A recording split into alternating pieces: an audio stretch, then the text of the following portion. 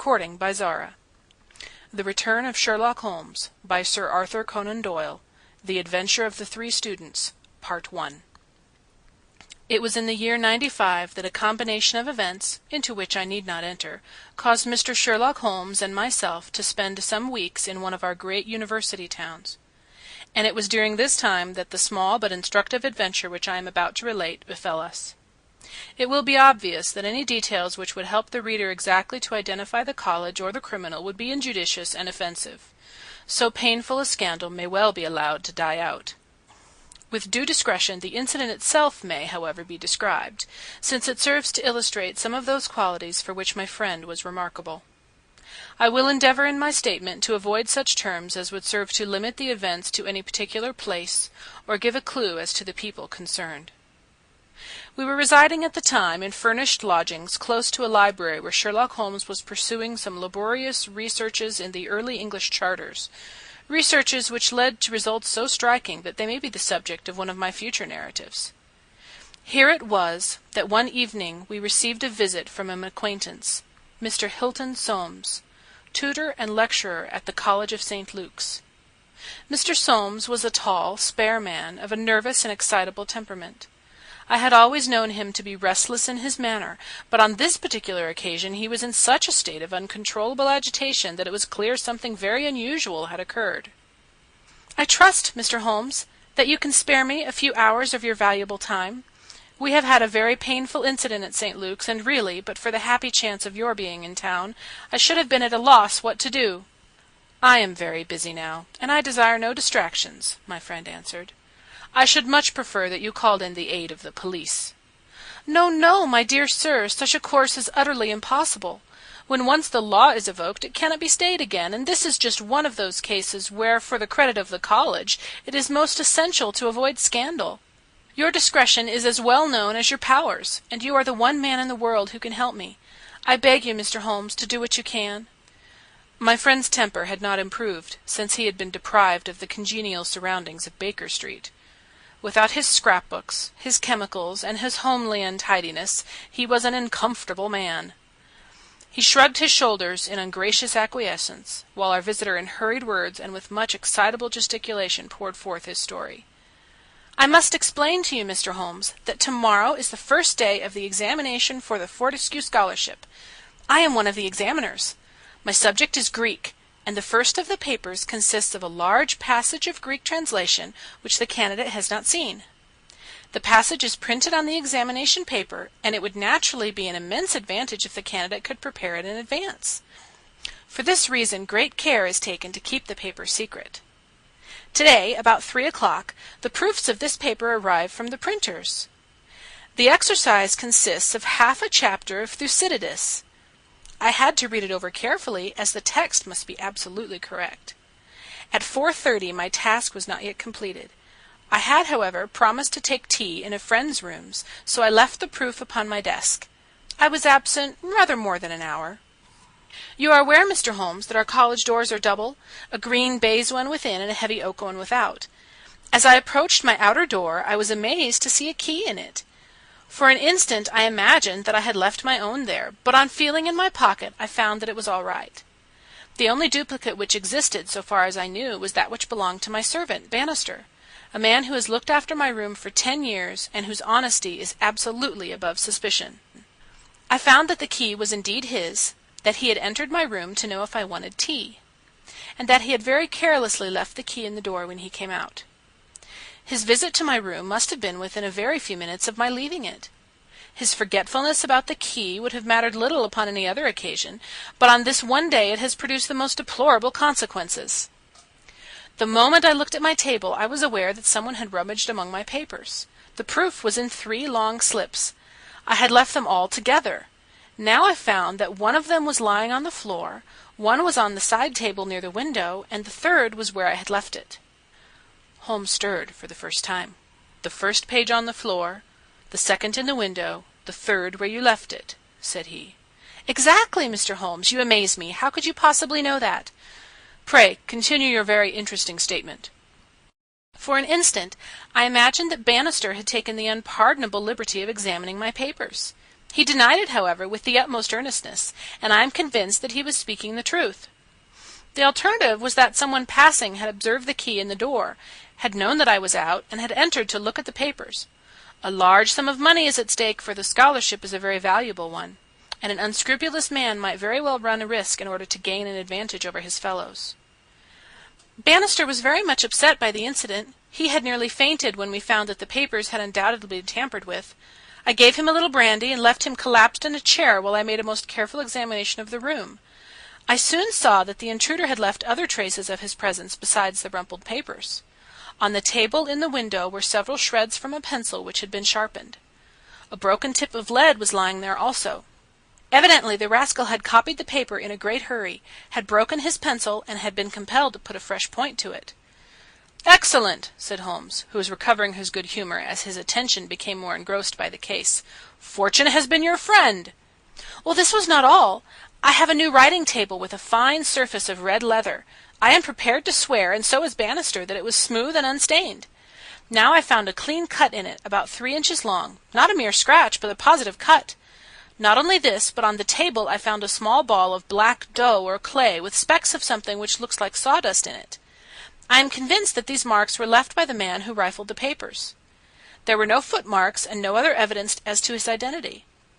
I was at my wit's end when suddenly the happy thought occurred to me that you were in the town, and I came straight round to put the matter into your hands. Do help me, Mr. Holmes. You see my dilemma. Either I must find the man, or else the examination must be postponed until fresh papers are prepared, and since this cannot be done without explanation, there will ensue a hideous scandal, which will throw a cloud not only on the college, but on the university. Above all things, I desire to settle the matter quietly and discreetly." "I shall be happy to look into it, and give you such advice as I can," said Holmes, rising and putting on his overcoat. "The case is not entirely devoid of interest. Had anyone visited you in your room after the papers came to you?" "Yes, young Dowlett Ross, an Indian student who lives on the same stair, came in to ask me some particulars about the examination." "For which he was entered?" "Yes." "And those papers were on your table?" "To the best of my belief, they were rolled up." "But might be recognized as proofs?" "Possibly." "No one else in your room?" "No." "Did anyone know that these proofs would be there?" "No one save the printer." "Did this man Barrister know?" "No, certainly not. No one knew." "Where is Bannister now?" "He was very ill, poor fellow. I left him collapsed in the chair. I was in such a hurry to come to you." "You left your door open?" "I locked up the papers first." "Then it amounts to this, Mr. Soames, that unless the Indian student recognized the roll as being proofs, the man who tampered with them came upon them accidentally without knowing that they were there." "So it seems to me." Holmes gave an enigmatic smile. "Well," said he, "let us go round. Not one of your cases, Watson. Mental, not physical." "All right. Come if you want to. Now, Mr. Soames, at your disposal."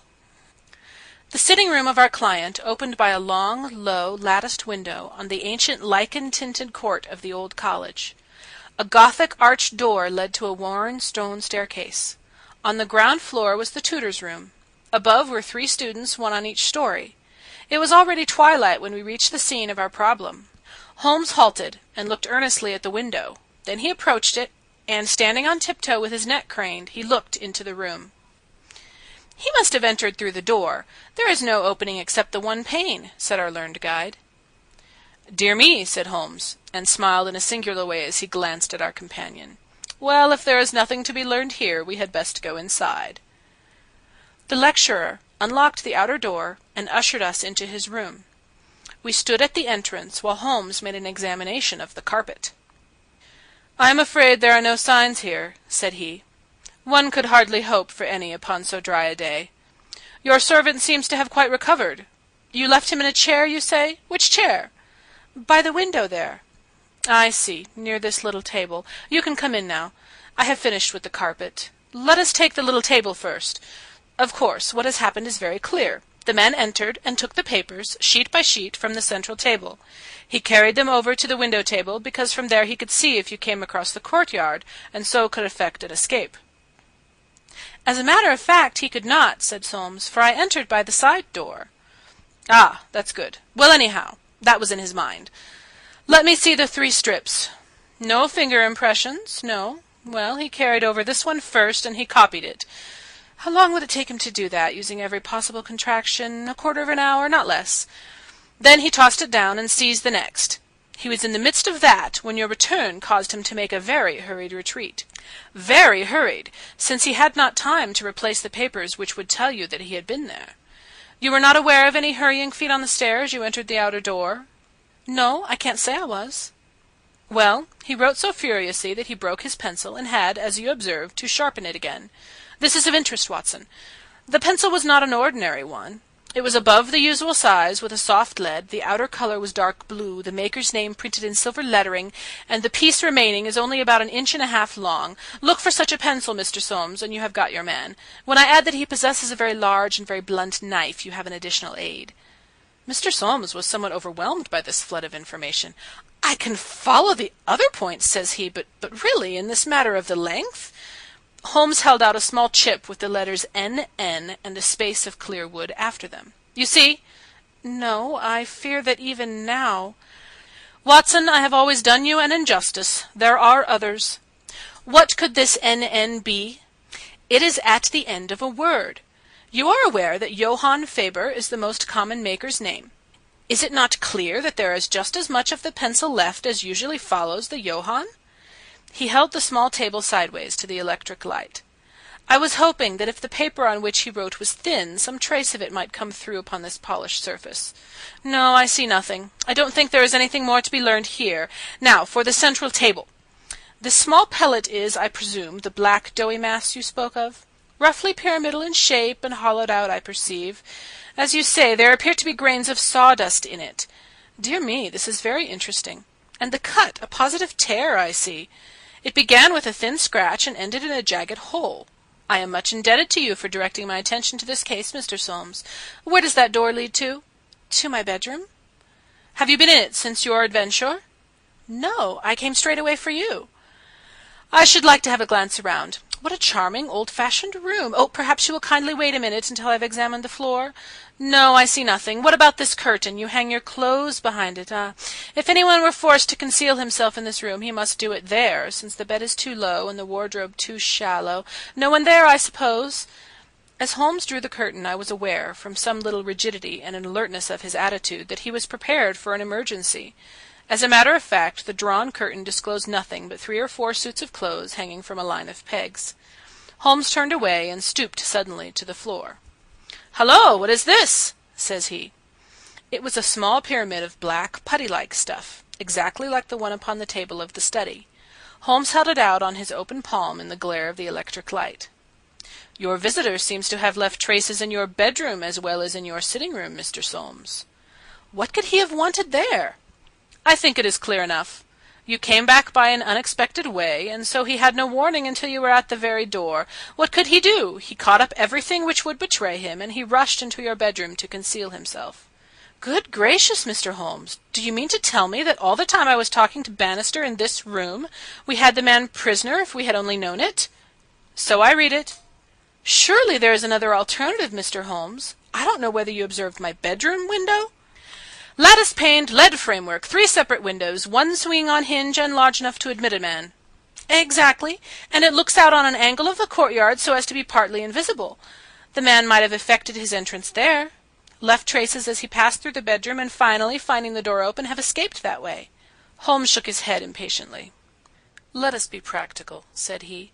"I understand you to say that there are 3 students who use this stair and are in the habit of passing your door?" "Yes, there are." "And they are all in for this examination?" "Yes." "Have you any reason to suspect any one of them more than the others?" Soames hesitated. "It is a very delicate question," said he. "One hardly likes to throw suspicion where there are no proofs." "Let us hear the suspicions. I will look after the proofs." "I will tell you, then, in a few words, the character of the 3 men who inhabit these rooms. The lower of the 3 is Gilchrist, a fine scholar and athlete, plays in the rugby team and the cricket team for the college, and got his blue for the hurdles and the long jump. He is a fine, manly fellow. His father was the notorious Sir Jabez Gilchrist, who ruined himself on the turf. My scholar has been left very poor, but he is hard-working and industrious. He will do well." The second floor is inhabited by Dalut Ross, the Indian. He's a quiet, inscrutable fellow, as most of those Indians are. He is well up in his work, though his Greek is his weak subject. He is steady and methodical. The top floor belongs to Miles McLaren. He is a brilliant fellow when he chooses to work, one of the brightest intellects of the university, but he is wayward, dissipated, and unprincipled. He was nearly expelled over a card scandal in his first year. He has been idling all this term, and he must look forward with dread to the examination. Then it is he whom you suspect? I dare not go so far as that, but of the three he is perhaps the least unlikely. Exactly. Now, Mr. Soames, let us have a look at your servant, Bannister. He was a little, white-faced, clean-shaven, grizzly-haired fellow of 50. He was still suffering from this sudden disturbance of the quiet routine of his life. His plump face was twitching with his nervousness, and his fingers could not keep still. "We are investigating this unhappy business, Bannister," said his master. "Yes, sir." "I understand," said Holmes, "that you left your key in the door?" "Yes, sir." "Was it not very extraordinary that you should do this on the very day when there were those papers inside?" "It was most unfortunate, sir, but I have occasionally done the same thing at other times." "Then when did you enter the room?" "It was about 4:30. That is Mr. Soames' tea time." "How long did you stay?" "When I saw that he was absent, I withdrew at once." "Did you look at these papers on the table?" "No, sir, certainly not." "How came you to leave the key in the door?" "I had the tea tray in my hand. I thought I would come back for the key. Then I forgot." "Has the outer door a spring lock?" "No, sir." "Then it was open all the time?" "Yes, sir." "Anyone in the room could get out?" "Yes, sir." "When Mr. Soames returned and called for you, you were very much disturbed?" "Yes, sir. Such a thing has never happened during the many years I have been here. I nearly fainted, sir." "So I understand. Where were you when you began to feel bad?" "Where was I, sir? Why, here, near the door." "That is singular, because you sat down on that chair over yonder near the corner. Why did you pass these other chairs?" "I don't know, sir. It didn't matter to me where I sat." "I really don't think he knew much about it, Mr. Holmes. He was looking very bad, quite ghastly." "You stayed here when your master left?" "Only for a minute or so. Then I locked the door and went to my room."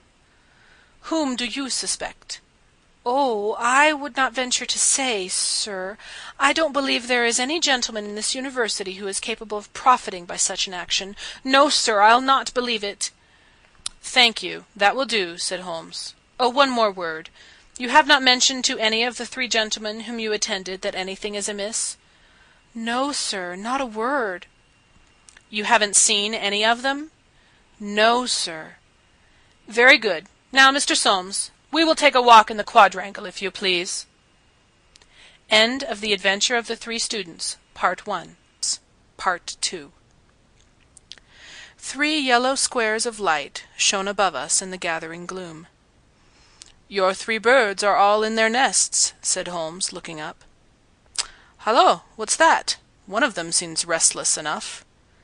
It was the Indian, whose dark silhouette appeared suddenly upon his blind.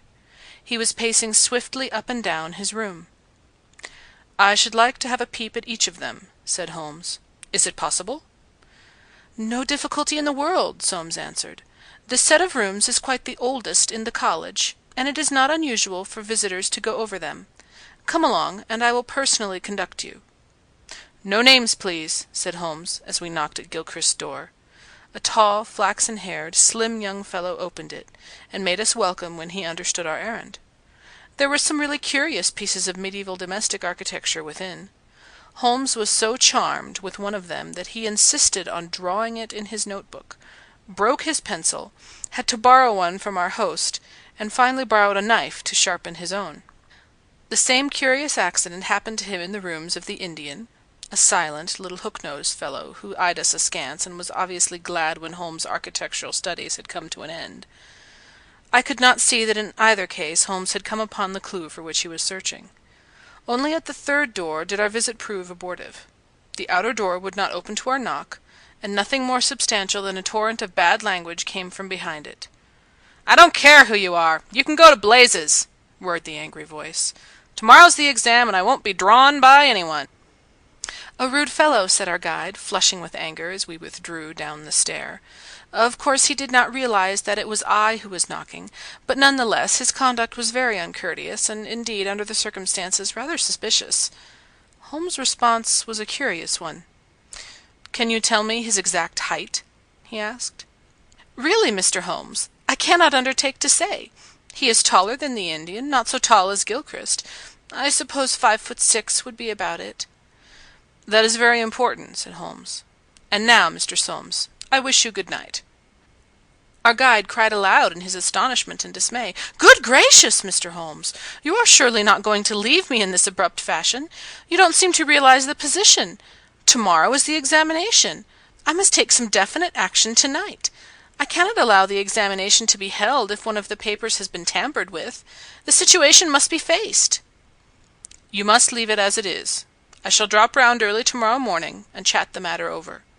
It is possible that I may be in a position then to indicate some course of action. Meanwhile you change nothing, nothing at all." "Very good, Mr. Holmes." "You can be perfectly easy in your mind. We shall certainly find some way out of your difficulties. I will take the black clay with me, also the pencil cuttings. Good-bye." When we were out in the darkness of the quadrangle, we again looked up at the windows. The Indian still paced his room. The others were invisible. "Well, Watson, what do you think of it?" Holmes asked as we came out onto the main street. "Quite a little parlor game, sort of three-card trick, isn't it? There are your three men. It must be one of them. You take your choice. Which is yours?" "The foul-mouthed fellow at the top. He is the one with the worst record. And yet the Indian was a sly fellow also. Why should he be pacing his room all this time?" "There is nothing in that. Many men do it when they are trying to learn anything by heart." He looked at us in a queer way. "So would you if a flock of strangers came in on you when you were preparing for examination next day, and every moment was of value. No, I see nothing in that. Pencils, too, and knives, all was satisfactory. But that fellow does puzzle me. Who?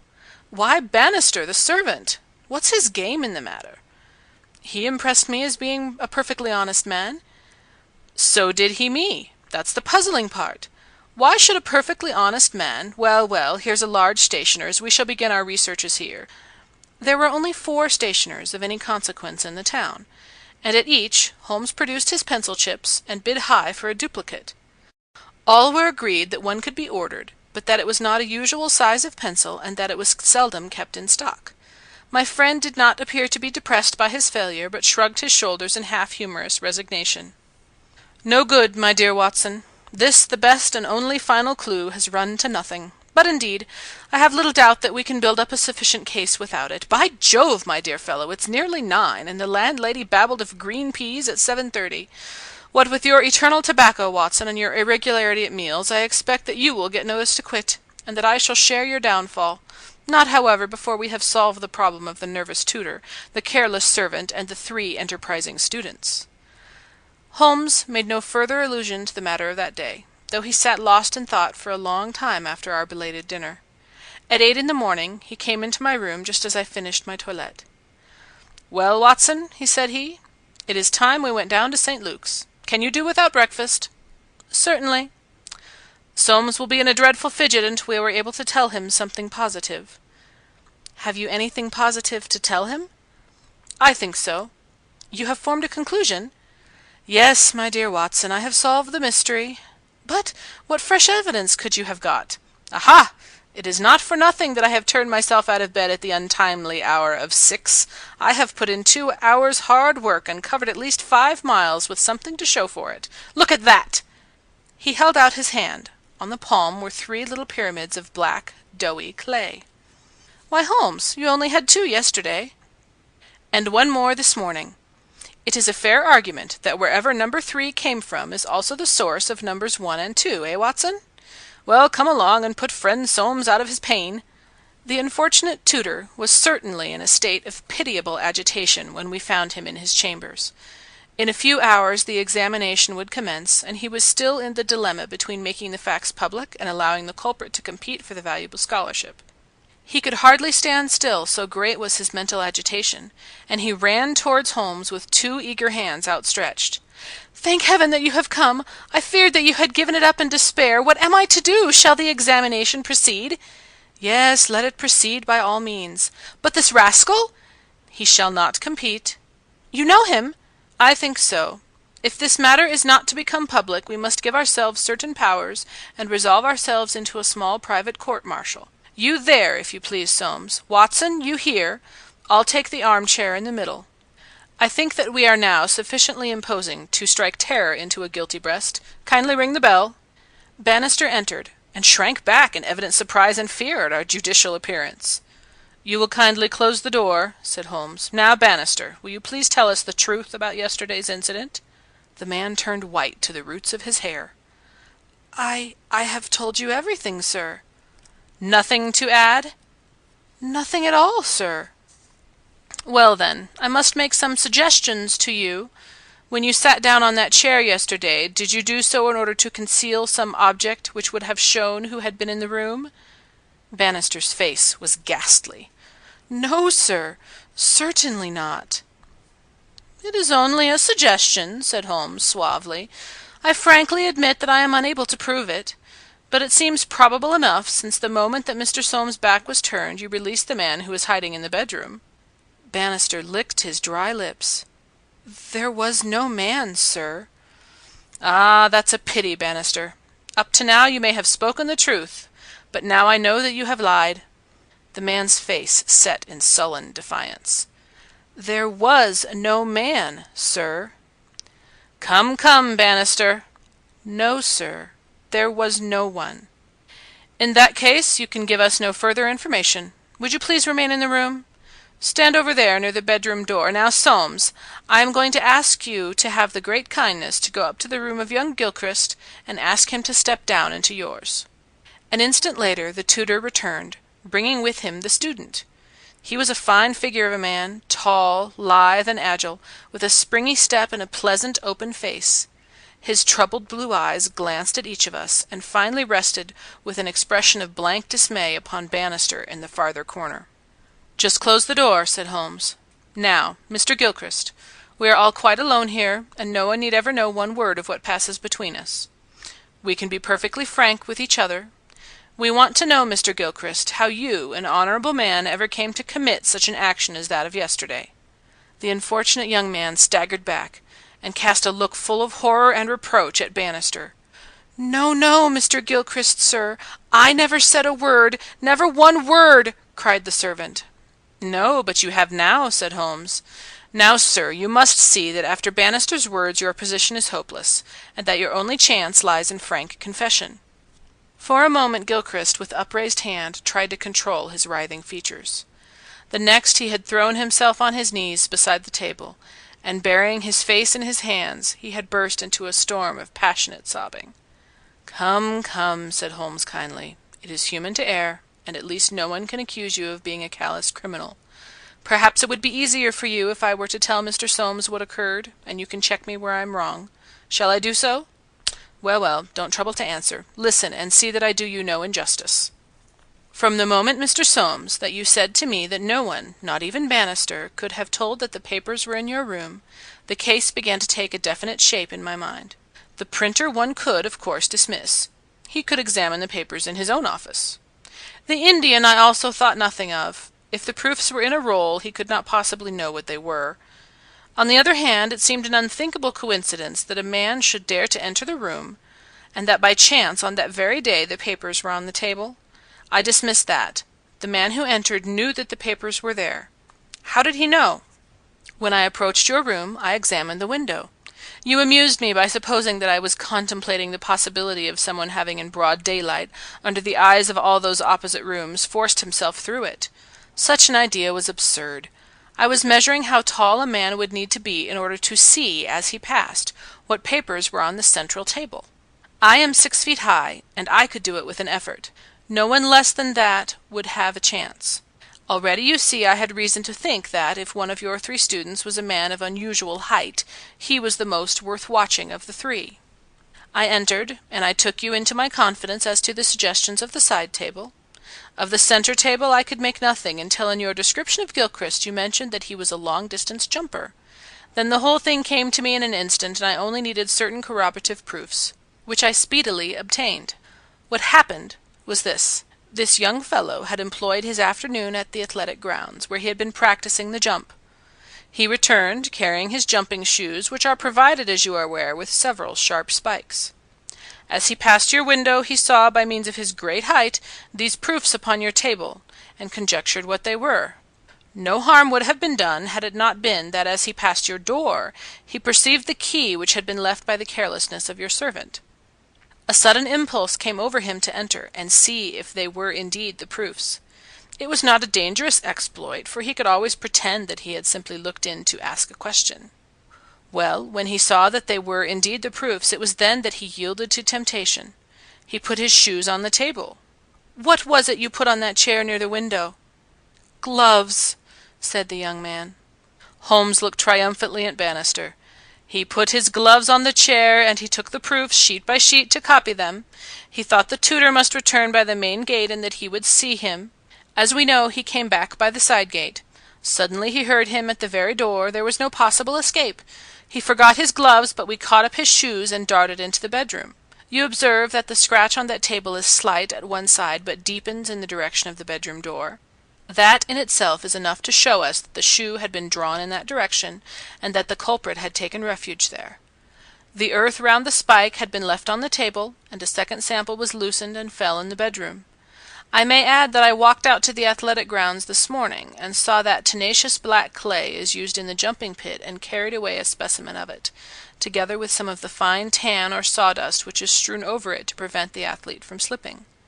Have I told the truth, Mr. Gilchrist? The student had drawn himself erect. Yes, sir, it's true, said he. Good heavens, have you nothing to add? Cried Soames. Yes, sir, I have, but the shock of this disgraceful exposure has bewildered me. I have a letter here, Mr. Soames, which I wrote to you early this morning in the middle of a restless night. It was before I knew that my sin had found me out. Here it is, sir. You will see that I have said I have determined not to go in for the examination. I have been offered a commission in the Rhodesian police, and I am going out to South Africa at once. I am indeed pleased to hear that you did not intend to profit by your unfair advantage, said Soames. But why did you change your purpose? Gilchrist pointed to Bannister. There is the man who set me in the right path, said he. Come now, Bannister, said Holmes. It will be clear to you, from what I have said, that only you could have let this young man out, since you were left in the room, and must have locked the door when you went out. As to his escaping by that window, it was incredible. Can you not clear up the last point in this mystery, and tell us the reasons for your action? It was simple enough, sir, if you only had known, but with all your cleverness it was impossible that you could know. Time was, sir, when I was butler to old Sir Jabez Gilchrist, this young gentleman's father. When he was ruined, I came to the college a servant, but I never forgot my old employer, because he was down in the world. I watched his son all I could for the sake of the old days. Well, sir, when I came into this room yesterday, when the alarm was given, the very first thing I saw was Mr. Gilchrist's tan gloves a-lying in that chair. I knew those gloves well, and I understood their message. If Mr. Soames saw them, the game was up. I flopped down into that chair, and nothing would budge me until Mr. Soames he went for you. Then out came my poor young master, whom I had dandled on my knee, and confessed it all to me. Wasn't it natural, sir, that I should save him? And wasn't it natural also that I should try to speak to him as his dead father would have done, and make him understand that he could not profit by such a deed? Could you blame me, sir? No, indeed, said Holmes heartily, springing to his feet. Well, Soames, I think we have cleared your little problem up, and our breakfast awaits us at home. Come, Watson. As to you, sir, I trust that a bright future awaits you in Rhodesia. For once you have fallen low, let us see in the future how high you can rise. End of The Adventure of the Three Students, Part 2. Recording by Zara.